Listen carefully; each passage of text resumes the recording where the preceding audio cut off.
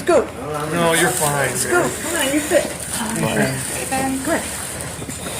No cooties. Promise.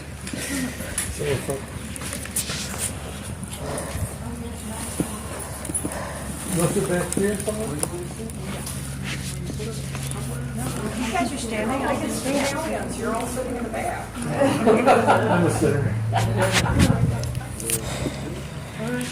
I don't feel as my place is sitting back. He's not mine. I mean, I shouldn't sit in front. His kids and his immediate. I'm gonna go not sit blood by to him at Grandma. all. Okay. Yeah, go ahead. Well, Ladies and gentlemen, at this time I would ask those of you able to rise to please stand for the rendering of military honors and the playing of fans.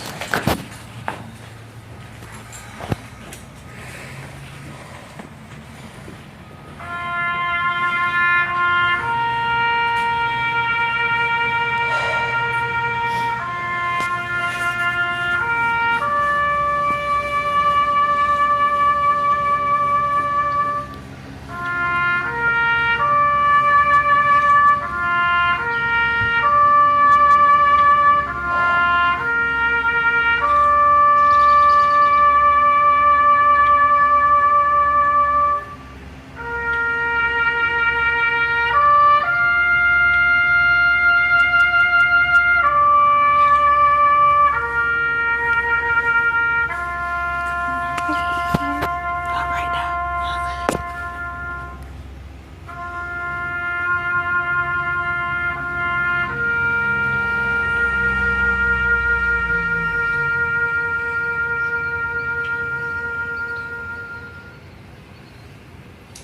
Please be seated.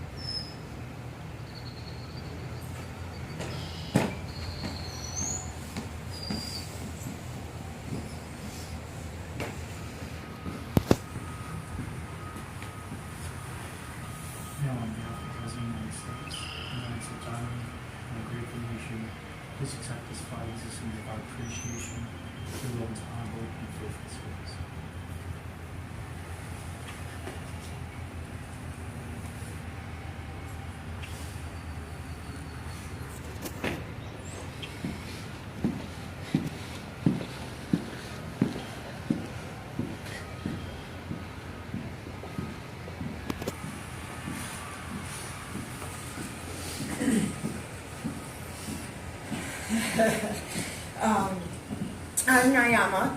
Jerome was my stepfather. Was in my life since I was 4 or 5. Remember, he gave me Holly Hobby pajamas for my 6th birthday. So, as I've tried looking at sample eulogies and how to write something over the last couple of weeks, a lot of them were very flowery. And Jerome was not flowery in my experience. So none of them just seemed to fit right. So I thought I'd get up and just kind of talk from the heart for a bit. For me, growing up, he was always Jerome because I had an Uncle Jerry. So it was a way of distinguishing, but I know a lot of you know him as Jerry, as I've met people and talked to him, and I say, oh, Jerome, so like, oh, you mean Jerry? He's a funny guy. He's so nice. And stuff. And it's been great to hear from other people their impressions and experiences of him. So many people have passed in the last few years. And especially people who I haven't been close with, I think, oh God, I wish I'd taken the time to get to know him better. Because they just sounded amazing. And a silver lining or something that came out of Angie, my sister, and Amy and Michelle's sister passing a couple years ago, was I became closer to Jerome. Because then I was calling him every couple of weeks, or he would call me. I finally asked him, how'd you meet Rosemary? You know, how'd you meet my mom? What did you do in the Army? Tell me about your parents. And just got to, you know, he never waxed poetic or went into great detail. He wasn't a storyteller like I can be or some on my side of the family. But just got a chance to know him more. He would call and tell funny dad jokes, like he'd save them up and write them down so he could give them to you. And he was always calling with computer questions if he was having problems with his computer as it got older. And I'm a librarian, so he'd call me up, or my husband Mike's a carpenter, so if we needed something fixed, he'd be asking questions. And that was his way of really relating, was just those, how do you fix it? How can I help you? How can you help me? And that was our way of connecting. We didn't have political discussions, which is probably good. We both knew not to do that. And having known Jerome for 46 of my 50 years, who we get to know as an adult is different than the person we knew as a kid, our impressions of them. Certainly, I've changed in 46 years. He did too. And how I got to understand and relate to him changed. And I bet that's the same for a lot of you, with him, with other people in your lives. And so taking that time to make those connections, if you were estranged from someone, to reach out and get to know them so you don't regret if they pass and you didn't have a hug or get to say goodbye. I felt bad that I hadn't talked to him in 2 weeks because life had been a little crazy. But I believe we knew how much we cared about each other. And I hope that was true for everyone who was here. So to me, having Jerome now pass, I think of him more as a father than just a stepfather, and as a funny, kind guy versus maybe a grumpy one. Or my favorite story of him was, I'm sure many of you experienced this, he would just be in a room at a party for 4 hours making other people uncomfortable, and he loved that. And so Angie one time in high school had some friends over, and after they left, he's like, I didn't talk to him for 3 hours. And that was his type of humor. And as I've met people like him in my adult life, when I worked in automotive, he's like Jerome, lovable, grumpy but lovable. Under that layer of onion, in the middle was a sweet core who loved his kids, loved his family, was proud of the work he did at Duluth, proud of his condo and being president of the condo association, going to physical therapy and getting to know people, and everyone who's here and how we were connected. And so maybe we haven't seen each other in 20 years or ever met before, but we're all connected through Jerome, whether you call him Jerome or Jerry or Papa or something else. So I'm just glad you all could make it and we can all celebrate his life. You know, it's one of the pictures I found recently. I was working on your family genealogy, if you want to connect on that. And there was a picture of him from when he was about 5, and then his brother and sister, probably like 3 and 8. Okay. And looking at him and thinking, you know, what was that 5-year-old doing, or what were his hopes and dreams and passions before he went off to the military in Germany and met Rosemary and everything went on. He told me some funny jokes and stories. I won't tell them up there, but that's over later.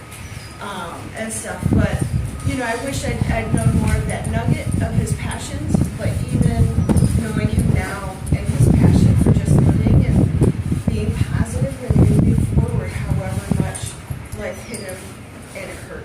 You know, hearing him cry over Angie. I remember Angie saying the first time she heard him cry was when his mother died. I'm sure he cried when Jeff passed. At that time I was in college, and I just remember after that he really mellowed. It's just my perception. He started reaching out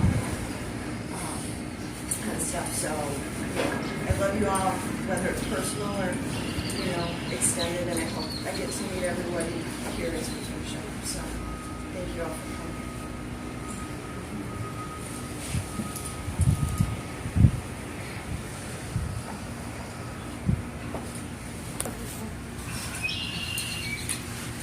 Ladies and gentlemen, this does conclude the services here at Great Lakes National Cemetery.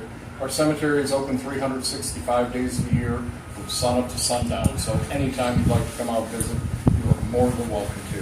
If you do come out to visit and you need directions or assistance finding the gravesite, if you stop inside the main building that we were parked in front of, just inside the door on the wall is an information kiosk. Just enter his last name and it will print you a map out to the grave section. At this time, I would ask you to please begin making your way back to your vehicles, as we will have another family coming down for their service very shortly. But please take good care of yourselves and take good care of each other and enjoy this weather while we have it. Please, thank you very much for coming out today.